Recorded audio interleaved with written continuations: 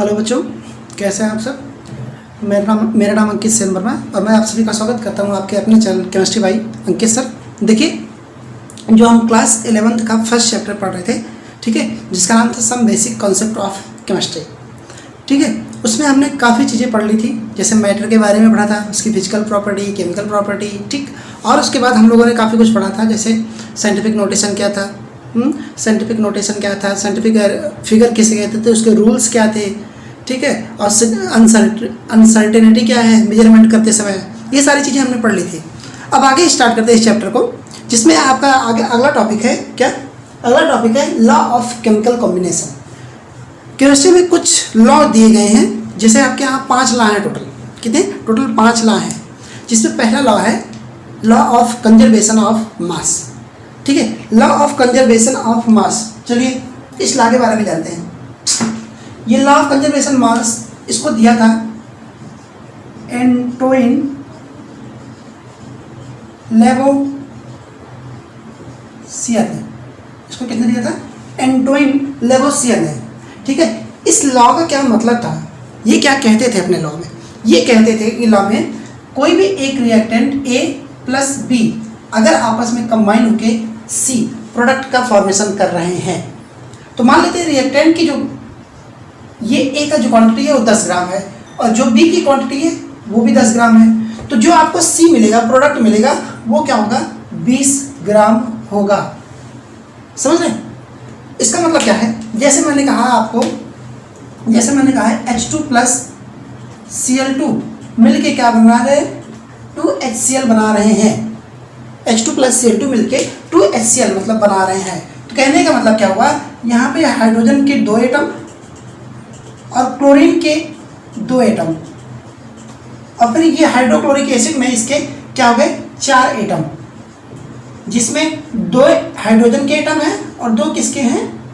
2 हैं आपके क्लोरीन के एटम। तो समझ रहे हैं इसका मतलब क्या है?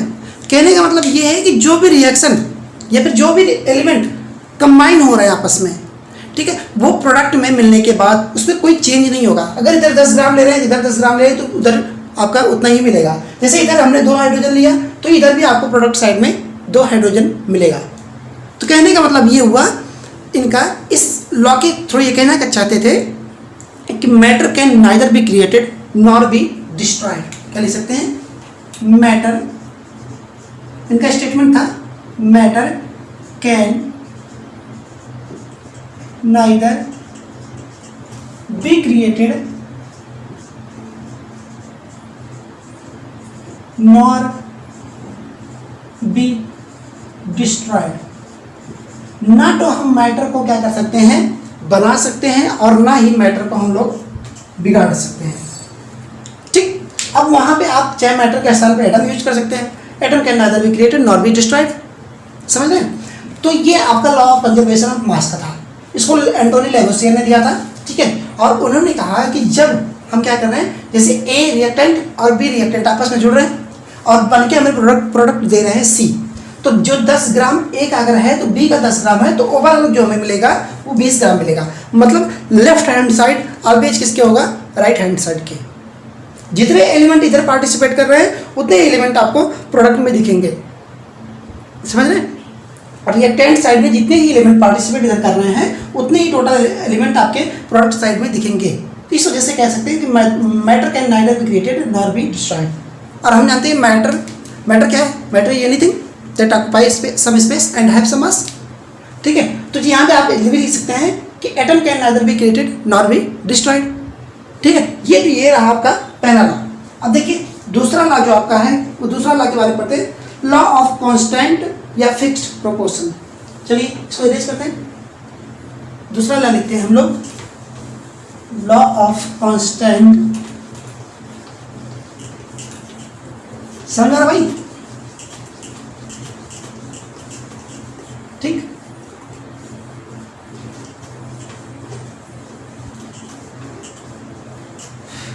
दूसरा लिखिएगा लॉ ऑफ कांस्टेंट। दूसरा लॉ, पहला हम लोग पढ़ चुके हैं। सॉरी, ये कपड़ा भीगा हुआ तो थोड़ा पानी लग गया। तो चलिए हम सेकंड लॉ की तरफ पढ़ते हैं, जिसका नाम है लॉ ऑफ कांस्टेंट या फिर इसको बोलते हैं फिक्स्ड प्रोपोर्शन। जिस लॉ को दिया था किसने, जोसेफ, देख लीजिएगा इसका, given by Joseph L Proust ने दिया था, जोसेफ एल प्राउस्ट ने दिया था, ठीक है। जो जोसेफ एल प्राउस्ट थे वो एक्चुअली काम कर रहे थे इसको बोलते कॉपर कार्बोनेट पे। किस पे? कॉपर कार्बोनेट पे काम कर रहे थे। ये जोसेफ एल प्राउस्ट जो है कॉपर कार्बोनेट पे काम कर रहे थे, वो एक साइंटिस्ट, ठीक है। उन्होंने बताया, उन्होंने देखा क्या, उन्होंने देखा कि जोसेफ एल प्राउस्ट ने देखा है कि जब हम इस कैल्शियम कार्बोनेट को नेचुरली ऑब्टेन कर रहे थे, क्या कर रहे थे? नेचुरली, मतलब अर्थ क्रस्ट से पा रहे थे। जब अर्थ क्रस्ट से पा रहे थे तो उन्होंने देखा इसमें कॉपर की जो कांस्टेंट, कॉपर का जो परसेंटेज है और कार्बन का, ऑक्सीजन का, वो क्या है? अलग अलग तरीके से है। वो क्या है? अलग अलग तरीके से है। उन्होंने देखा कि 51.7% क्या है आपका कॉपर है, 51.7% कॉपर है, ठीक है। ये आपके अर्थ क्रस्ट में इतनी इसकी कॉपर पाया गया। और फिर से उन्होंने देखा कि 39% आपका कार्बन है और आपका बचा हुआ कितना है? बचा हुआ कितना है आपका? 9.3% आपका ऑक्सीजन पाया गया, 9.3% ऑक्सीजन पाया गया, ठीक है। ये जोसेफ एल प्राउस्ट ने देखा। इन्होंने देखा क्या कि जब ये इस कॉपर कार्बोनेट पे काम कर रहे थे, उन्होंने देखा कि यहाँ पे जो नेचुरली जिन्होंने ऑब्टेन किया, उन्होंने देखा उसमें कि कॉपर की जो परसेंटेज है वो कितनी है? 51.7%, कार्बन की जो परसेंटेज है 39% और ऑक्सीजन की परसेंटेज क्या है? 93%, ठीक है। और फिर इन्होंने इस चीज़ का क्या किया? लैब में प्रिपरेशन किया। इन्होंने इसका लैब में प्रिपरेशन किया, ठीक है, मतलब आर्टिफिशियली प्रिपेयर किया, आर्टिफिशियली इसको प्रिपेयर किया। और फिर प्रिपेयर करने के बाद उन्होंने देखा इस चीज़ का सेम प्रॉपर्टी, जितना ही कॉपर, कार्बन और ऑक्सीजन जितना यहाँ पे प्रेजेंट था, जितना नेचुरली प्रेजेंट था, उतना ही परसेंटेज यहाँ पर भी प्रेजेंट था। उतना ही परसेंटेज क्या हुआ? 51.7%, 39% और ऑक्सीजन 9.3%। समझ रहे? इतना ही परसेंटेज इसमें ऑक्सीजन में पाया गया। तो इन्होंने एक स्टेटमेंट दिया, देखिए लॉ ऑफ कांस्टेंट या फिक्स प्रोपोर्शन में समझिए, फिर से समझिए। जो जोसेफ एल प्राउस्ट थे वो क्या कर रहे थे? कॉपर कार्बोनेट पे काम कर रहे थे। उन्होंने देखा कि नेचुरली जो ये ओर पाया गया कॉपर कार्बोनेट, वो उसमें कार्बन के परसेंटेज जो थे 39% थे, जो ऑक्सीजन के परसेंटेज थे 9.3% थे, और जो कॉपर का परसेंटेज था 51.7% था, ठीक है। फिर उन्होंने सोचा कि अगर इसको हम लैब में बनाएं, इसको आर्टिफिशियली तैयार करें तो कितना परसेंटेज होगा। तो जब उन्होंने आर्टिफिशियली इस चीज़ को तैयार किया तो उन्होंने क्या देखा? उन्होंने देखा कि सेम चीज़, जितनी परसेंटेज नेचुरल ऑब्टेंड हो रहा था उतनी परसेंटेज इनको लैब में मिला। तो उन्होंने स्टेटमेंट दिया, स्टेटमेंट लिखिएगा, ए कंपाउंड ऑलवेज कंटेन, आप लोग लिखिएगा, इरेज करके फिर से लिखते हैं आप नीचे, इरेज करके लिखते हैं, लिखिएगा, ए compound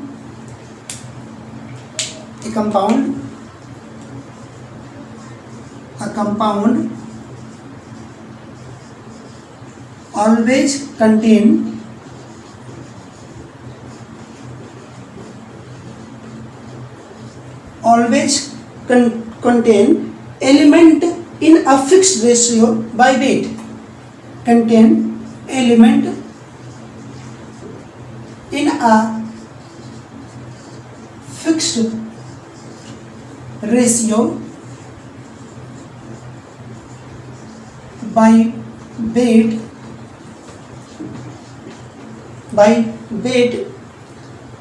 irrespective of their sources, irrespective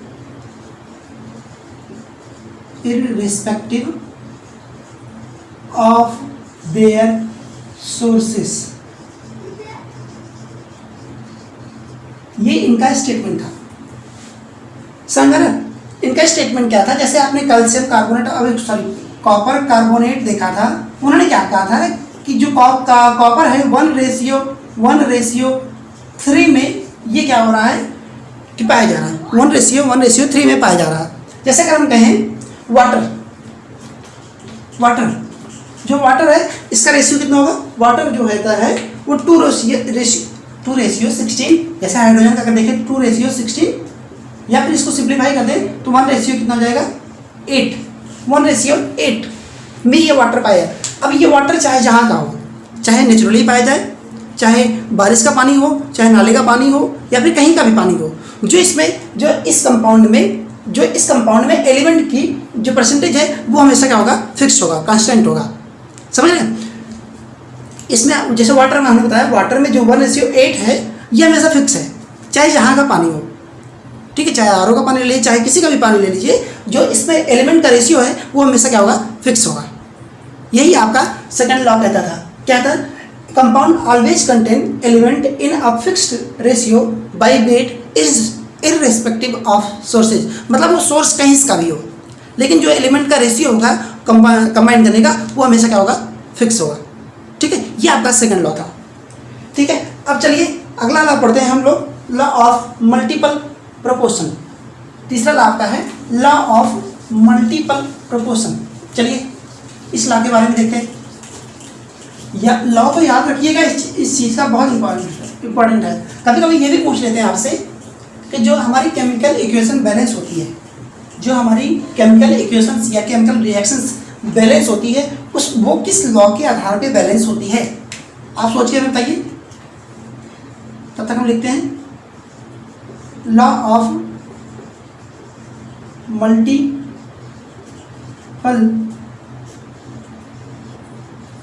proportion. Black marker में कुछ कमी है, चलिए इसको हम चेंज करते हैं। ठीक है, हमने भी आपसे क्वेश्चन पूछा था जो हमारी केमिकल इक्वेशंस या फिर केमिकल रिएक्शंस बैलेंस होती हैं वो किस लॉ के अकॉर्डिंग बैलेंस होती हैं, बैलेंस की जाती हैं, क्यों बैलेंस करते थे। तो आपका अभी पहला लॉ आपने क्या पढ़ा था, law of conservation of mass. उसमें हमने बताया था matter can neither be created nor be destroyed, या फिर atom can neither be created nor be destroyed. तो मतलब ये हुआ कि ना तो हम एटम को बना सकते हैं ना तो बिगाड़ सकते हैं। तो इसका सीधा सा फंडा क्या हुआ कि जितना ही एलिमेंट या फिर जितना ही एटम हम क्या कर रहे हैं, एक साइड लेंगे, रिएक्टेंट साइड लेंगे, उतने ही एटम हमें क्या होंगे, प्रोडक्ट साइड मिलेंगे। इसका ये आंसर हुआ। ठीक है, चलिए देखिए ये जो लॉ ऑफ मल्टी प्रोपोर्शन था, इसको हम लोग एक नाम और देते हैं, इसको बोलते हैं डाल्टन लॉ, क्योंकि इन्होंने इसको डाल्टन साहब ने दिया था, डाल्टन लॉ। ठीक है, कब दिया था, 1803 में, 1803 में ये लॉ मिला था, डाल्टन लॉ जिसको बोलते हैं। क्या बोलते हैं, डाल्टन लॉ। ठीक है, चलिए तो इनका पहले स्टेटमेंट लिख लीजिए, when two or more element combine to form, लिख लीजिए स्टेटमेंट का, स्टेटमेंट बहुत इंपॉर्टेंट है। When two or more element combine to form,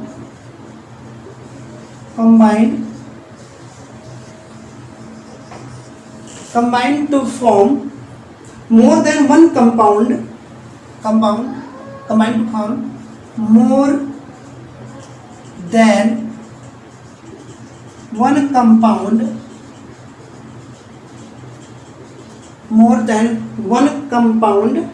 then the mass of one element combined, then the mass of one element combined, then the mass of one element combined with fixed mass of another element, with fixed mass of another element, mass of another element is always in a simple ratio, is always in a simple ratio।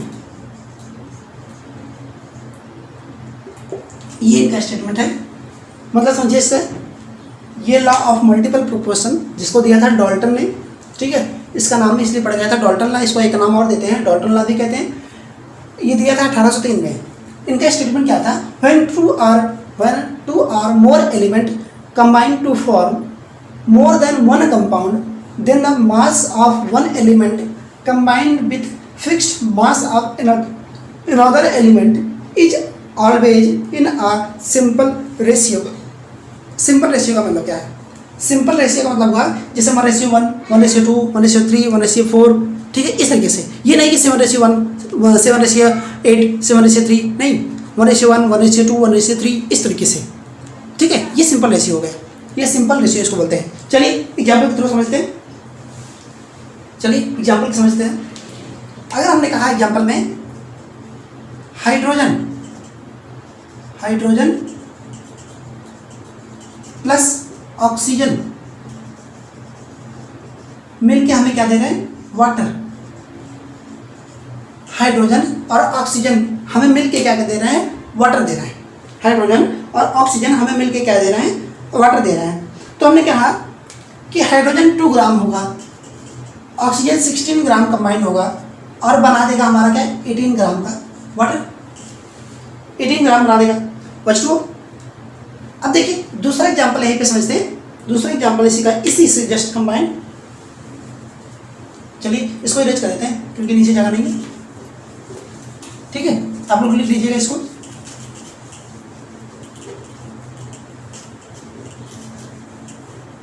चलिए देखिए, अगर हमने कहा क्या कि hydrogen और oxygen, फिर से हाइड्रोजन प्लस ऑक्सीजन मिलके हमें दे रहे हैं वाटर, दे रहे हैं। अब क्या दे रहे हैं, hydrogen peroxide, hydrogen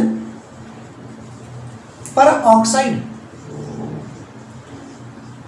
hydrogen peroxide जिसका फार्मूला होता है H2O2। क्या होता है, H2O2। फार्मूला लिख लीजिएगा, हाइड्रोजन परऑक्साइड का फार्मूला होता है H2O2, ठीक है, यहाँ पे लिख देते हैं हम ब्रैकेट में हाइड्रोजन का H2O2। अब देखिए यहाँ पे हाइड्रोजन अगर 2 ग्राम कंबाइन हो रहा है, हाइड्रोजन यहाँ पे 2 ग्राम में था, यहाँ पे 2 ग्राम में है, तो ऑक्सीजन यहाँ पे कितना होगा आपका 32 ग्राम में। और जो आपको हाइड्रोजन परऑक्साइड मिल रहा है वो कितना मिल रहा है, 34 ग्राम का, समझ रहे। तो कहने का मतलब क्या हुआ, इस एलिमेंट का एक एलिमेंट क्या है, फिक्स है, दूसरा एलिमेंट क्या होगा, उसका रेशियो चेंज हो रहा है। एक एलिमेंट का जो रेशियो है वो फिक्स है, ठीक है, दूसरे एलिमेंट का रेशियो चेंज हो रहा है। यही आपका था लॉ ऑफ मल्टीपल प्रोपोर्शन का मतलब, समझ गए। और हमने बताया सिंपल रेशियो का मतलब हुआ कि 1:1, 2:1, 3:1, ठीक है, 1:3, ये सब आपका सिंपल रेशियो है। इस रेशियो में कंबाइन होगा। जैसे देखिए ये कितने होगा, अगर आप इसको कैलकुलेटर देखिए 1:, इसको आप डिवाइड करेंगे 1:16, 1:16, इस तरीके से। चलिए इसका दूसरा एग्जाम्पल समझते हैं, इसका दूसरा एग्जाम्पल समझते हैं, इसका दूसरा एग्जाम्पल देखिए। दूसरा एग्जाम्पल क्लियर हुआ कि नहीं, अगर क्लियर ना हो बताइएगा हमें। हमने क्या कहा, कार्बन ऑक्सीजन मिलके कार्बन डाइऑक्साइड बनाते हैं, कार्बन प्लस ऑक्सीजन मिलके कार्बन डाइऑक्साइड बनाते हैं, कार्बन डाइऑक्साइड। और दूसरी तरफ यही कार्बन, आपकी इसको हम शॉर्ट फॉर्म लिख देते हैं, कार्बन प्लस ऑक्सीजन। ये मतलब कुछ हो गया है तो नहीं चलाइए, चलिए हम इसे लिख देते हैं, कार्बन प्लस ऑक्सीजन मिलके आपके बार बना रहे हैं कार्बन मोनोऑक्साइड। क्या बना रहे हैं, कार्बन मोनोऑक्साइड। तो यहाँ पे जो कार्बन होगा वो तो आपका हमेशा फिक्स होगा, कितना, 12 ग्राम का, यहाँ पर भी 12 ग्राम। अब ऑक्सीजन देखिए, यहाँ पे ऑक्सीजन जो होगा वो कितना होगा, 16 ग्राम, क्योंकि कार्बन मोनोऑक्साइड में यही तो फार्मूला है, एक ही ऑक्सीजन की रिक्वायरमेंट है। तो ये आपका कितना होगा, जोड़ लीजिए इसको, 16, 12, 28, ये होगा 28 ग्राम यहाँ पे, ठीक है। लेकिन यहाँ पे ऑक्सीजन की कार्बन डाइऑक्साइड बना रहा है, मतलब क्या है CO2। तो यहाँ पे जो ऑक्सीजन का होगा वो कितना होगा 32 ग्राम का, और यहाँ पे आप इसको जोड़ लीजिए 32 तो 34 10 44 ग्राम का। ठीक, तो आपको अंतर समझ में आया इस चीज का? अंतर समझ में आया कि एक एलिमेंट क्या है फिक्स्ड है और दूसरा एलिमेंट क्या होगा एक फिक्स रेशियो में अपना रोटेट होता रहेगा। एक एलिमेंट का रेशियो क्या है फिक्स है, और जैसा कि उन्होंने कहा था when two or more element combine to form more than one compound, ठीक है, more than then the mass of one element combine with fixed mass of another element। जो मास ऑफ वन एलिमेंट हो रहा है कंबाइन हो रहा है fix mass of किसके अनदर एलिमेंट के। ठीक है, ये आपका तीसरा लॉ रहा। अब देखिए चौथा लॉ आपका है, चलिए चौथा लॉ देखते हैं भाई, ये छोटा सा लॉ है चौथा। ठीक है, इसके बारे में देखते हैं। इस लॉ का नाम है गे लुकास लॉ। इसका क्या नाम है? गे लुकास लॉ। इस लॉ के बारे में देखिए, एक मिनट तक हम मार्कर से कर लें, आप लोग एक बार रिवीजन कर लीजिए। चौथा लॉ देखिए जिसका नाम है क्या गे लुकास लॉ। इस लॉ का क्या मतलब है? ये लॉ कहता है कि जब दो गैसें आपस में कंबाइन होंगी, मतलब आपस में जुड़ेंगी, तो जो उनका वॉल्यूम होगा वो सिंपल रेशियो में ऐड होगा। समझ रहे?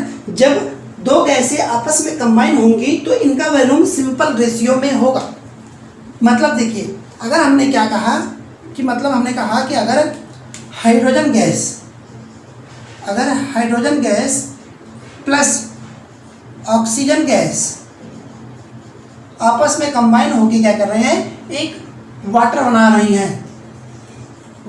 रही हैं, तो मान लेते हैं कि जो इनका गैस का जो वॉल्यूम होगा वो क्या होगा सिंपल रेशियो में होगा। मान लेते हैं कि हमने ये क्या कर दिया 100 ml हाइड्रोजन गैस लिया और क्या किया 50 ml ऑक्सीजन गैस लिया। 100 ml क्या किया हमने हाइड्रोजन गैस लिया और ऑक्सीजन क्या किया हमने 50 ml लिया। तो जो आपका वाटर आ रहा है वो कितने में आएगा 100 ml में आएगा। देखिए ये जो गैस आपस में कंबाइन हुई है ये क्या है 2:1 में। 2:1 में भाई आप डिवाइड करेंगे 2:1 आएगा, हाँ 2:1 में आया। ठीक है, तो ये हो गया एक तरीके से इसका सिंपल रेशियो। तो इसका स्टेटमेंट क्या था लिख लीजिएगा, when two gases combine to form a compound, when two gases combine to form a compound, when two gases combine to form a compound, then their volume are always in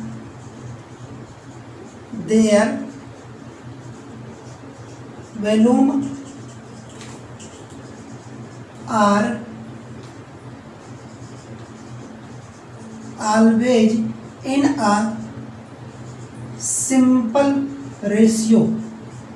किसमें? Simple ratio में। ठीक है, ये इसका मतलब रहा। ये जो गैस है, ये जो आपका लॉ नंबर 4 है गे लुकास लॉ, इसमें कुछ आपको कहीं से लग रहा है, कुछ मैचिंग लग रहा है। देखिए ये जो गैस है बस इसी की एक बात करिए। इसके पहले ये एक स्पेशल टाइप है, किसका? ये स्पेशल किसका टाइप है? स्पेशल टाइप है किसका? लॉ ऑफ कांस्टेंट प्रोपोर्शन का। कांस्टेंट प्रोपोर्शन भी हम लोग पढ़ रहे थे, वहाँ पे एलिमेंट की बात हो रही थी, एटम की बात हो रही थी, तो यहाँ पे केवल गैस की बात हो रही है। तो कहने का मतलब हुआ कि जो गे लुकास लॉ है ये किसके लिए है? गैस के लिए है, स्पेशली गैस एंड किसके लिए? वॉल्यूम। जब गैस है तो वॉल्यूम की बात होगी भाई, जब गैस है तो वॉल्यूम का बात होगी। तो यहाँ पे लिख लीजिए it is a special type of law of constant, law of constant proportion, short form लिख रहे हैं, ठीक है। लॉ ऑफ कांस्टेंट प्रोपोर्शन में किस चीज की बात होती थी? वहां पे बात होती थी बाय वेट, सॉलिड की बात होती थी, वहां पे सॉलिड की बात होती थी। तो यहाँ पे उसकी किसकी बात होती थी? By weight. वेट किसका होता है? मतलब सॉलिड की, या फिर सॉलिड की बात होती थी। सॉलिड है अगर तो उसका वेट करेंगे हम लोग। तो ये आपकी गेल-लुकास लॉ रहा, चौदह नंबर का आपका लॉ है केमिकल कॉम्बिनेशन में, ठीक है। इस लॉ का मतलब क्या हुआ कि इन्होंने एक सिंपल चीज कहा, यहाँ पे सॉलिड की बस स्पेसिफाई कर दिया, किसके लिए? गैस के लिए। उन्होंने क्या कर दिया? बस ये वर्ड यूज कर दिया, when two gas combine to form a compound then their volume are always in a simple ratio, ठीक है। और उसी चीज को कांस्टेंट प्रोपोर्शन में कहा गया था कि कोई भी एटम कंबाइन होगा तो क्या होगा? अपने सिंपल रेशियो में होगा, ठीक। ये आपका चौथा लॉ रहा। अब देखिए हम लोग बात करते हैं पांचवें लॉ की, ठीक है। तो लिखिए इसको, इरेज करिए, इसको लिख लीजिए, फिर हम पांचवा लॉ आपको बताते हैं। तो लिख लीजिए, फिर पांचवा लॉ की बात करते हैं। हम बढ़ते हैं पांचवें लॉ की तरफ, जिसका नाम क्या है? अवोगैड्रो लॉ। इसको अवोगैड्रो सामने दिया था, इस वजह से उनके नाम पे ये इस लॉ का पड़ गया अवोगैड्रो लॉ। ये अवोगैड्रो लॉ कहता है कि equal volume of all gases under similar condition. Similar condition क्या मतलब? अगर टेम्परेचर प्रेशर की बात करें, ठीक है, कंटेन्स इक्वल मॉलिक्यूल्स। ये लॉ कह रहा है कि जब हम क्या करें, इक्वल वॉल्यूम रखें ऑल गैसेज का, वो भी कंडीशन क्या होनी चाहिए? यहाँ पे सिमिलर होनी चाहिए। कंडीशन सिमिलर का मतलब क्या है कि टेम्परेचर और प्रेशर क्या होना चाहिए? कांस्टेंट होना चाहिए, चेंज नहीं होना चाहिए। तो चलिए देखिए हम बात करते हैं, अगर एग्जाम्पल देते हैं। हमने कहा वन वॉल्यूम ऑफ हाइड्रोजन, हमने क्या कहा? वन वॉल्यूम ऑफ हाइड्रोजन, ठीक है, one volume of hydrogen plus one volume of hydrogen, एक और बात करिए, one volume of hydrogen plus one volume of oxygen gives two volume of water. कहने का मतलब समझिए, एक वॉल्यूम में अगर हम क्या बात करें, वॉल्यूम में बात करें कि 100 ml की, 100 ml की बात करें, 100 ml, यहाँ पर भी 100 ml मान लेते, ठीक है, 100 ml यहाँ पर भी मान लेते हैं। तो यहाँ पे क्या होगा? 200 ml मिलेगा, 200 ml मिलेगा। मतलब अगर हम कहें कि एक वैल्यू 100 ml में हाइड्रोजन की क्या है? 1,00,000 पार्टिकल है, 1,00,000 पार्टिकल है, तो दूसरे के भी होंगे 1,00,000 पार्टिकल। भाई कह रहा ना कि कंटेंट्स क्या करेंगे? इक्वल मॉलिक्यूल्स, तो मॉलिक्यूल्स तो बराबर रहेंगे ना। और इसमें क्या कह रहे? इसमें भी होंगे, इसमें कितने होंगे भाई? इसमें भी 1,00,000 पार्टिकल होंगे, 1,00,000 होंगे। तो जो हमें प्रोडक्ट साइड में मिलेगा क्या मिलेगा? 2,00,000 पार्टिकल मिलेंगे, 2,00,000 पार्टिकल मिलेंगे। मतलब समझिए इसका, हमने कहा कि अगर कि एक वॉल्यूम ऑफ हाइड्रोजन में 100 ml होते हैं भाई, 100 ml में क्या कर रहे हैं? हाइड्रोजन के कितने? 1,00,000 पार्टिकल प्रेजेंट है, 1,00,000 पार्टिकल प्रेजेंट है। और दूसरे वाले में भी यही होगा सेम। और अगर ऑक्सीजन का 100 ml है, 100 ml की बात हो रही, तो 1,00,000 पार्टिकल प्रेजेंट होगी। तो जब 200 ml हो जाएगा, 200 ml तो कितने पार्टिकल हो जाएंगे? 2,00,000 पार्टिकल हो जाएंगे। समझ रहे हैं? जब 100 ml था तो 1,00,000 पार्टिकल, जब 200 ml होगा तो कितना? 2,00,000 पार्टिकल। देखिए ये जो अवोगैड्रो लॉ था, ये जो अवोगैड्रो लॉ था लगभग 1803 में था। लगभग कितने में? 1803 में दिया गया था, या फिर उसके पहले की बात कर ले। उस वक्त हमको ये नहीं पता था कि हाइड्रोजन आपस में कंबाइन होकर, सॉरी एटम और एटम आपस में कंबाइन होकर मॉलिक्यूल बनाते हैं, या फिर मॉलिक्यूल आपस में जुड़ के क्या करते हैं? कंपाउंड का फॉर्मेशन करते हैं। उस वक्त हमें इसके बारे में जानकारी नहीं थी। बात को समझिएगा, उस वक्त हमें ये जानकारी बिल्कुल भी नहीं थी कि एटम आपस में जुड़ के क्या करते हैं? मॉलिक्यूल का फॉर्मेशन करते हैं, या फिर मॉलिक्यूल और मॉलिक्यूल जुड़ के आपस में क्या करते हैं? कंपाउंड का फॉर्मेशन करते हैं। लेकिन इस लॉ के थ्रू हमें धीरे धीरे ये पता चलना स्टार्ट हुआ ये इस लॉ के थ्रू हमें धीरे धीरे पता चलना स्टार्ट हुआ। जैसे कहा हमने कहा हाइड्रोजन प्लस हाइड्रोजन देख रहे प्लस ऑक्सीजन गिव्स वाटर। इस लॉ का मतलब क्या हुआ, ये बताना चाहता है कि ये जो हाइड्रोजन हाइड्रोजन आपस में जुड़ जा रहे हैं, क्या बना रहे, एक मॉलिक्यूल बना दे रहे हैं। हाइड्रोजन और हाइड्रोजन आपस में जुड़ के एक मॉलिक्यूल का फॉर्मेशन कर रहे हैं, और ये ऑक्सीजन ऑक्सीजन आपस में जुड़ के क्या कर रहे हैं, एक मॉलिक्यूल का फॉर्मेशन कर रहे हैं। और दोनों आपस में कंपाउंड होके क्या कर रहे हैं, कंबाइन होके, दोनों आपस में कंबाइन होके क्या कर रहे हैं, वाटर का फॉर्मेशन कर रहे हैं। बात को समझ रहे हैं? उस वक्त हमें जानकारी बिल्कुल भी नहीं थी कि एटम और एटम मिल के, एटम और एटम मिल के क्या करेंगे, मॉलिक्यूल का फॉर्मेशन करेंगे, या फिर मॉलिक्यूल मॉलिक्यूल मिलके क्या करेगा, किसी कंपाउंड का फॉर्मेशन करेगा। समझ रहे? तो इस अवोगाड्रो के लॉ के थ्रू हमें क्या हुआ, धीरे धीरे इस चीज़ की जानकारी हुई, धीरे धीरे हमें इस चीज़ की जानकारी हुई कि एटम और एटम आपस में कंबाइन होकर क्या कर रहे हैं, मॉलिक्यूल का फॉर्मेशन कर रहे हैं। ठीक है, आगे देखिए।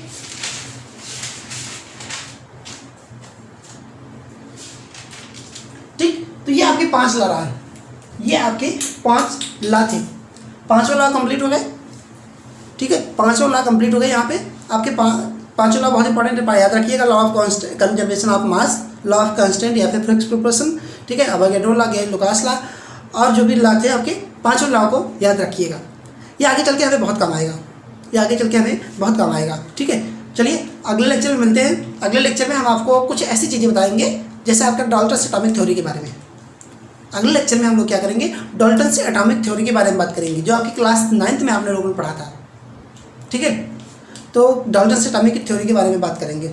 ठीक है, उसके बाद आपका ये जो टॉपिक आएगा, मोल कॉन्सेप्ट आएगा, फिर आएगा आपका नॉर्मेलिटी, मोलरिटी, मोलरिटी, फॉर्मेलिटी, ये सब आएगा। उसके बाद ये चैप्टर का हो जाएगा धीरे धीरे फिनिश। मतलब 2 हमें मान चलिए अभी 3 लेक्चर और चाहिए।